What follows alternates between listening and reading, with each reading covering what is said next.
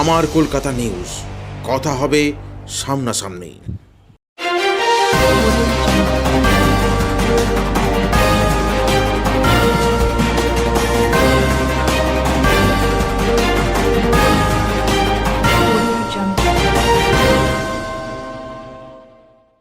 আবারও জমি জালিয়াতি চুঁচুড়া পৌরসভার ১ নম্বর ওয়ার্ডের কাশারিপাড়া ভাতৃসংঘ এলাকায়।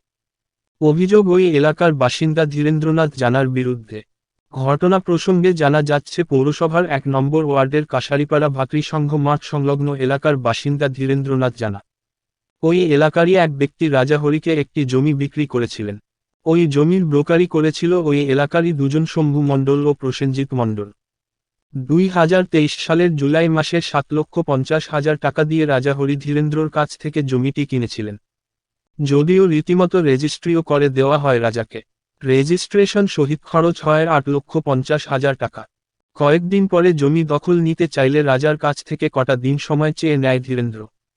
পরবর্তীতে জমির দখল না পাওয়ায় ম্যাপ দেখে জমিতে বেড়া দিতে গেলে রাজা জানতে পারেন যে জমি তিনি কিনেছেন সেই জমি ধীরেন্দ্রর নয়। রাজা জানান, বাবা মায়ের জমানো টাকা থেকেই কিনেছিলাম জমিটি। এখন জানতে পারছি ওই জমিটি কিনে প্রতারণা শিকার হয়েছি। প্রতারণা শিকার হয়ে রাজার বোন একবার আত্মহত্যা করার চেষ্টা করেন। এলাকাবাসী দরজা ভেঙে তাকে বাঁচান। এ বিষয়ে ধীরেন্দ্রনাথ জানার বাড়িতে গেলে তার স্ত্রী জানিয়ে দেন তিনি এখানে এখন থাকেন না, কখনো কখনো আসেন। তবে এলাকার মানুষ জানান এই ধরনের প্রতারণা করে গা ঢাকা দিয়েছে ধীরেন্দ্র। তবে জমিটির ব্রোকার শম্ভু মণ্ডল ও প্রসেনজিৎ মণ্ডল জানান, এই জমি বিক্রি করে আমরা ২.৫ লক্ষ টাকা কমিশন পেয়েছিলাম, সেটা আমরা রাজার হাতে তুলে দিয়েছি। অবশেষে বাকি টাকা পাওয়ার আশায় রাজা চুঁচুড়া থানার দ্বারস্থ হয়ে একটি লিখিত অভিযোগ দায়ের করেন। যদিও চুঁচুড়া থানা এটি জেনারেল ডায়েরি অথবা এফআইআর হিসেবে নিয়েছেন কিনা এখনও জানা যায়নি। তবে প্রশ্ন থেকে যাচ্ছে একটাই, যে মানুষটার জমি নেই সেই মানুষটা অন্য একজনকে কিভাবে রেজিস্ট্রি করে দিল? সমস্ত ঘটনায় দ্বন্দ্বে রাজাহরি থেকে এলাকাবাসী। স্যার, আমার একটা সমস্যা আছে। আমাকে ধীরেন্দ্র জানা নামে একটা ব্যক্তি আমাকে জমি দেখিয়ে, ফলস লোকের জমি দেখিয়ে আমার থেকে রেজিস্ট্রি করিয়েছে, ঠিক আছে। আর যখন ও বললো কি আমাকে পর্চা ফর্চা সব করে দেবে, কিছুদিন সময় চাইলো। তো আমি ২ দিন ৪ দিন ১ মাস বেরোতে স্যার ৫ মাস বেরিয়ে গেছে স্যার। তো তারপর ৫-৬ মাস বেরোনোর পর স্যার, তারপর যখন আমি ম্যাপ রেজিস্ট্রিতে যে ম্যাপটা আছে, ওই ম্যাপটা ফলো করে যখন আমি বেড়া ঘিরে দিয়েছি, তখন লোক অবজেকশন করছে আমাকে, ঠিক আছে, কি এটা আমার জমি তুমি কেন ঘিরে নিয়েছো, ঠিক আছে। তারপর তখন থেকে এই অবজেকশনটা হয়েছে। তারপর আমি পাড়ার লোকগুলোকে জানাই, দাদা এই ব্যাপার আছে। তো পাড়ার লোক আমার ধীরেন্দ্রের সঙ্গে কথা বলেছিলে? হ্যাঁ, ধীরেন্দ্রনাথ জানা। কি বলছে সে বলছে আমি তোমাকে ক্লিয়ার করে দিচ্ছি। এই নিয়ে ৬-৭ মাস বেরিয়ে গেছে স্যার। তারপর আমি পাড়ার লোকের থেকে সহযোগিতা নিয়েছি। তো পাড়ার লোক আমার সাথে দাঁড়িয়েছিল, ঠিক আছে। তারপর ওরা কিছুদিন ৫-৬ দিন সময় নিয়েছিল। তারপর এসে আমার কাছে সবার সামনে, পাড়ার লোকের সামনে আমাকে নিজের পুকুরের লিজনামা আমাকে মানে সিকিউরিটি হিসাবে দিয়ে গেছিল। মানে এটা কি ওর পুকুরের লিজনামা? পুকুরের লিজনামা সিকিউরিটি হিসেবে তোমাকে দিয়ে গেছিল। যে কি বলেছিল যে পয়সা দিয়ে দেবো? পয়সা আমি দিয়ে দেবো, তখন নিয়ে নেবো আমি। কত টাকা নিয়েছে মোট? আমার থেকে ৮,২৫,০০০ টাকা নিয়েছে। তো জমি কি তুমি তখন দেখোনি না? জমি দেখিয়েছিল? জমি দেখিয়েছিল আমাকে। ওই জমি দেখানোর পর তারপরই আমি ম্যাপ ফলো করে ওইখানে বেড়াটা ঘিরেছি। তখন থেকেই স্যার অবজেকশন হচ্ছে, কি লোক বলছে আমার জমিতে তুমি কেন ঘিরে নিয়েছো। তখন থেকে স্যার এইসব সমস্যা আমাদের। তাহলে কি বলতে যাচ্ছেন লোকের জমি আপনার নামে রেজিস্ট্রি করে দিয়েছো? হ্যাঁ স্যার। তো ব্যাপারটা হচ্ছে স্যার, রেজিস্ট্রি কি কোর্টে গিয়ে করেছিলে? হ্যাঁ স্যার। তো আমি প্রশাসনকে এই জিনিসটা জানিয়েছি। তো ওরা ওইখান থেকে এফআইআর কপি জিডিপি কি ওটা দিইনি, ওটা পরে দেবে। তখন থানায় অভিযোগ জানিয়েছো? হ্যাঁ, থানা অভিযোগ জানিয়েছি স্যার। থানা নিয়েছে তোমার অভিযোগ? হ্যাঁ স্যার। এখনো পর্যন্ত এফআইআর নম্বর দেয়নি? না স্যার। কি বলবে, কি চাইছো তুমি প্রশাসনের স্যার কাছে? আমি এটাই চাইছি, আমরা খুবই গরিব লোক, ঠিক আছে, মা বাবা নেই, ঠিক আছে, মা বাবার খাটনির পয়সা স্যার আমরা চাই প্রশাসন আমাদের কাছে একটু ব্যবস্থা করে দিক, নাহলে আমাদের সুসাইড করতে হবে। আমাদের ৩ ভাই বোন ছাড়া কেউ নেই পৃথিবীতে। এরকম কি শুধু তোমার সঙ্গেই না ওই ধীরেন্দ্র জানা অনেক লোকের সঙ্গেই করেছে? অনেক শুনছি তো, এখন ২-৩ জন ৫ জন এখানে অনেক লোকের সাথেই করেছে এই জিনিসটা উঠে এসছে। আবার টাকা পেয়েছিলাম, সে দিয়ে আমরা জমি কিনেছি। ও টাকা দিয়ে আমার জমিটা, কেউ অন্য জমিটা আমাদের নামে লিখে আমাদের সাথে ফ্রড করেছে। কে করেছে ফ্রডটা? ধীরেন্দ্র জানা। তার বাড়ি কোথায়? ওর বাড়ি ভারতী সং মাঠের দিকে আছে। ভাতৃসংঘ মাঠের ওখানে। কত টাকা দিয়েছিলে তোমরা? 8,25,000। তো এখন কি সমস্যা হচ্ছে? সেই জমিতে কি তোমরা ঘিরতে পারছো না, যেতে পারছো না? আমরা ঘিরতে গিয়েছিলাম, অন্যরা যার জমি আছে ওরা এসে অবজেকশন করছে কি আমাদের জমিতে কেন ঘিরছো তোমরা। আজকে কি থানায় গেছিলে? হ্যাঁ, আজকে গিয়েছিলাম। তাও কতদিন আগে জমি নিয়েছিলে তোমরা? আমরা জুলাই মাসে রেজিস্ট্রি করেছি, কিছুদিন আগে বাউন্ডারি করতে গেলে অবজেকশন হয়েছে কি আমাদের জমি নেই এটা। তার মানে তুমি বলতে চাইছো যে ধীরেন্দ্র জানার জমিই নয় ওটা? না। কিভাবে রেজিস্ট্রি করলো? অফিসে গেছিল নিয়ে রেজিস্ট্রি করতে? হ্যাঁ, কোর্টে গিয়েছিল রেজিস্ট্রি করতে। কি চাইবে এখন তুমি? আমরা চাই আমাদের টাকা ফেরত দিয়ে যাও। আমাদের আর কেউ নেই, আমরা 3 ভাই বোন আছে, আমাদের টাকা খেয়ে এনেছো। এটা ফ্রড হয়েছে, ধীরেন্দ্রনাথ জানা ফ্রড করেছে, জেনে বুঝে আমাদেরকে ফাঁসিয়েছে।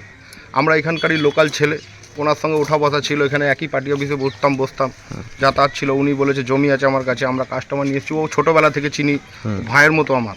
তা আমরা জমিটা ওনার কাছ থেকে বিক্রি করি, লাস্টে যখন জমিটাও ঘিরতে যায় তখন দেখি পুরোপুরিটাই ফ্রড। ঠিক আছে, জমি উনি ভজিয়ে দিতে পারছে না, প্রায় 8 মাস ধরে উনি ঘোরাচ্ছেন। ঠিক আছে, আজকে এইসব মন্তব্য নিয়ে উনি আমাদেরকে পুরো টোটালটাই ফাঁসিয়েছেন। আর আমরা যে বোকারির পয়সা উনি আমাদেরকে দিয়েছিল সেটা আমরা ওকে ফেরত দিয়েছি। কত টাকা আপনাকে ব্রোকারি দিয়েছিল ধীরেন্দ্র? আমাদের দুজনকে টোটাল, আমি আর প্রসেনজিৎ মণ্ডল, মানে আমি শম্ভু মণ্ডল, প্রসেনজিৎ মণ্ডল, আমাদের দুজনকে 2.5 লক্ষ টাকা দিয়েছিল। আমি 2.5 লক্ষ টাকা রাজহরিকে আমি ফেরত দিয়েছি অ্যাকাউন্টে। ঠিক আছে, আর ধীরেন্দ্র জানা পুরো ফ্রড করেছে আমাদের সঙ্গে, পুরো ফাঁসিয়েছে আমাদেরকে। সে এখন কোথায়? সে এখন পালিয়ে বেড়াচ্ছে স্যার, এখন এলাকায় নেই তিনি। ও কি এই ধরনের, আমরা যেটা শোনা যাচ্ছে যে এই ধরনের কাজও অনেক লোকের সঙ্গেই করেছে? অনেক লোকের সঙ্গে ফ্রড করেছে, সব দেখছি শুনছি, 2 দিন ধরে তো দেখছি উনি কার কার সঙ্গে ফ্রড করেছে। আরও পাড়ায় লোকেদের সঙ্গে ফ্রড করেছে, তারাও পয়সা কড়ি পাবে। ঠিক আছে, হ্যাঁ বলছি স্যার, এটা পুরোপুরি আমি আমার বন্ধু বিশ্বাসের খাতিরে করেছি। যেহেতু পাড়ার মধ্যে সব কিছু রয়েছে, একই পাড়ার ভেতরে সকাল দুপুর রাত সব সময় দেখা হয়। এবার আমি নিজেও বুঝতে পারিনি যে আমাদের সাথে এরকম ফ্রড হয়ে যাবে। কিন্তু যখন জমির পর্চা চাই, রেজিস্ট্রি হয়ে যাওয়ার পর থেকে দীর্ঘ 8 মাস আমাদেরকে ঘোরাচ্ছে, তারিখের পর তারিখ দিচ্ছে। যখন আর পর্চা দিতে পারছে না তখন বাধ্য হয়ে আমি ভাইকে বলি, ভাই জমিটা ম্যাপ অনুযায়ী আমরা ঘিরই, বাস কিনে জমিটা ঘিরলে তখন লোকজন এসে বাধা দেয় যে অন্যের জমি আমরা ঘিরে নিচ্ছি। এটাই হচ্ছে মূল কারণ। বলবেন এইভাবে অন্যের জমি ধীরেন্দ্র জানা কিভাবে করতে পারে? আমি চাইছি এখন প্রশাসনের কাছে এটাই, ভাইয়ের হয় জমি ফিরিয়ে দিক, নাহলে টাকা ফিরিয়ে দিক, নাহলে আইন যা ব্যবস্থা নেবে সেটাই করেন। এই জমির তো আপনি ব্রোকারি করেছিলেন, তো আপনি কি তখন জানতেন না যে এই ধরনের লোক এই ধরনের জমিটা ওরার নয়? না স্যার, আমি বুঝতে পারিনি যে লোকটা এরকম ছিল। এটা জানা যাচ্ছে যে আপনিও তো মানে এরা যে 8 লাখ টাকা নিয়েছিল ও ধীরেন্দ্র জানা, সেখান থেকে তো আপনারাও কিছু টাকা পেয়েছিলেন। আমরা আমার টাকা পেয়েছিলাম, ঠিক আছে, আমরা আমাদের টাকাটা দিয়ে দিয়েছি। আপনারা টাকা দিয়ে দিয়েছেন? আমরা আমাদের টাকাটা ফেরত দিয়ে দিয়েছি। এখন কি চাইবেন? আমি এখন চাইছি যে ভাইয়ের জমি যেভাবে হোক জমি করে দিতে হবে, না টাকা করে দিতে হবে। সমস্যা হয়েছে, এদের কি হয়েছে? সমস্যা হচ্ছে মেন, আমি এখানেই থাকি, ছোট বোনটা, ওরা 3 ভাই বোন। তো আমি চাইছি ওই ধীরেন্দ্র জানা বলে যে ছেলেটা রয়েছে, একদম তো চরম ফালতু ছেলে, এরকম সবার সাথেই করেছে, শুধু এদের সাথে না। এরা গরিব বড়লোক বলে সেটা কোনো কথা, সবার সাথেই ওরকম করছে। ঠিক আছে, আর এই যে মিথ্যে কথা ব্লেমটা ছড়াচ্ছে ছোটুর নামে, দাদা দেবব্রত বিশ্বাসের নামে, তো আমাদের এখানে মিনিমাম সবাই জানে দাদা আর ছোটু বলে এরা মানুষের কিভাবে পাশে থাকে। তা দাদা আর ছোটুর কি এখন এটাই দোষ যে ওদের গরিব মানুষগুলোর পাশে দাঁড়িয়েছিল বলে? ধীরেন্দ্র জানাকে আমি একটা কথাই বলতে চাই, আপনি যেগুলো করছেন সেগুলো কিন্তু একদমই ভুল করছেন। ঠিক আছে, গরিব মানুষের এইভাবে জিনিস মেরে আপনি কোনো লাভ পাবেন না। আমরা কিন্তু মহিলারা অনেকে এখন আসতে পারিনি, কিন্তু সবাই আপনার উপরে ক্ষিপ্ত হয়ে রয়েছি। আপনি ছোটুর নামে যে কথাটা বলেছেন, আপনাকে নাকি মেশিন ঠেকিয়েছে, এই করেছে সেই করেছে, আপনি প্রমাণ দিতে পারবেন তো? আপনার নামে যখন আমরা বের করবো না কুৎসা, আপনি পালিয়ে লোকাতে পারবেন না। নিজের তো কোনো বাড়ি নেই, বাড়িতে থাকেন না। প্রথম কথা, আমরা এখানকার ভোটার, আমরা 1 নম্বর ওয়ার্ডের ভোটার, আমরা হুগলি চুঁচুড়া পৌরসভার ভোটার। আপনি এখানকার না, কোথা থেকে উড়ে এসে জুড়ে বসে এইভাবে যে জমিগুলো দখল করছেন, এগুলোর কৈফিয়তকে দেবে? কি বলবেন এইভাবে একটা গরিব মানুষকে জমিটা? সুইসাইড করতে যাচ্ছিল, বাচ্চা মেয়ে একটা সুইসাইড করতে যাচ্ছিল। ঠিক আছে, আমি নিজে ওর ঘরে ঢুকে দরজা ভেঙে ওকে বের করেছি। ঠিক মতো ওরা খেতে পারে না, কত কষ্টে ওর দাদা টাকা পয়সা জোগাড় করে জায়গাটা কিনেছে। এরকম যদি করে দিনের পর দিন, কত মানুষ সহ্য করবে? আজকে এ দিচ্ছে খাবার, কালকে ও দিচ্ছে, ওরাও তো একটা মানুষ। আর কিছুই চাই না, আমি হাত জোর করে সবার কাছে একটা ছোট্ট অনুরোধ, আর আমি প্রশাসনকেও বলতে চাই ওদের জায়গা ওদেরকে ফিরিয়ে দেওয়া হোক। মিথ্যে কথা বলে যে এই দখলনামাটা বের করেছে, কোনো রেস্ট্রি ফেস্ট্রি সব এগুলো ভাওতাই কেস, কোনো কেসই নেই, ঠিক আছে। ও পুরো মিথ্যে কথা ব্লেম দিচ্ছে, আর এদের পাশে এখন দাঁড়াচ্ছে বলে ছোটু কিংবা দেবব্রত এই যে বিশ্বাস। ধীরেন্দ্র জানার কি এই ধরনেরই কাজ সবার সঙ্গে কি? তাই তো দেখছি এরা বলে না, আরো তো 2-3 জনকে দেখলাম, তারা হয়তো এসে পৌঁছায়নি, তারাও তো বলছে কারো 12 লাখ টাকা মেরে দিয়েছে, কারো এই জমি, কারো ওই জমি, কারো পুকুর, এগুলো কি হচ্ছে? এই মূলত এই ধীরেন্দ্র জানা কি করে এখানে, কি করে? তোলাবাজি করে, কিছুই না। পার্টির নাম করে বড় বড় লোক ধরেছে, পার্টির নাম করে তোলাবাজি ছাড়া কিছুই করে না, পাক্কা তোলাবাজি। নিজের বাড়িতে ঢোকার সাহস নেই, নিজের বাড়িতে থাকে না, ঠিক আছে। এদিক ওদিক কোথায় মুখ মেরে বেড়াচ্ছে, এই সমস্ত গরিব মানুষদের পয়সা মারছে। কেন ভাই গরিব মানুষদের পয়সা মারতে যাবি তুই? আমার কলকাতা নিউজ, কথা হবে সামনাসামনি।